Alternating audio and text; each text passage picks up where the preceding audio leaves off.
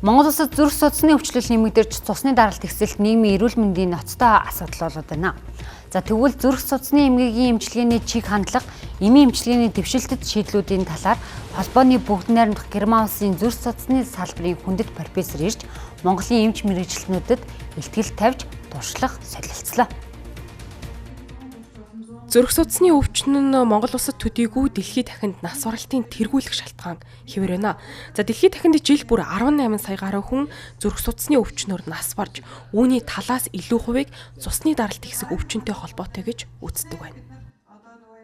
Mongolia and Germany have the same problems. Монгол болон Герман улс хоёрын хооронд төстэй зүйлүүд байна.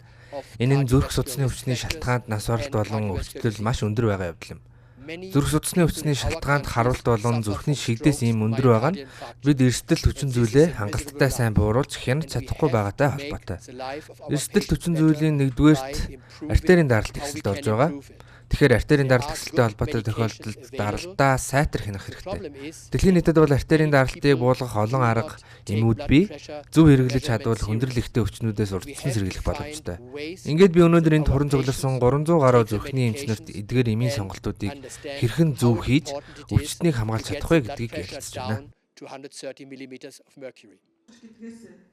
Монгол улсын 2023 оны эрүүл мэндийн тайланд дурдсанаар нийт нас барсан 3 хүний нэг нь буюу 33% нь зүрх судасны өвчлөлттэй холбоотой. За тэр дундаа зүрхний шигдээс болон тархины цус гаралт тэргүүлэх шалтгаан байсан гэжээ. Цаашлаад монголчуудын 45% нь артерийн даралт ихсэлтэй гэсэн судалгаа гарсан байна. Иймд өөрийн даралтаа зөв хэмжиж тогтмол хянах нь цусны даралт болоод эмчилгээний үр дүнгээ хянах хамгийн сайн арга мөн гэлээ.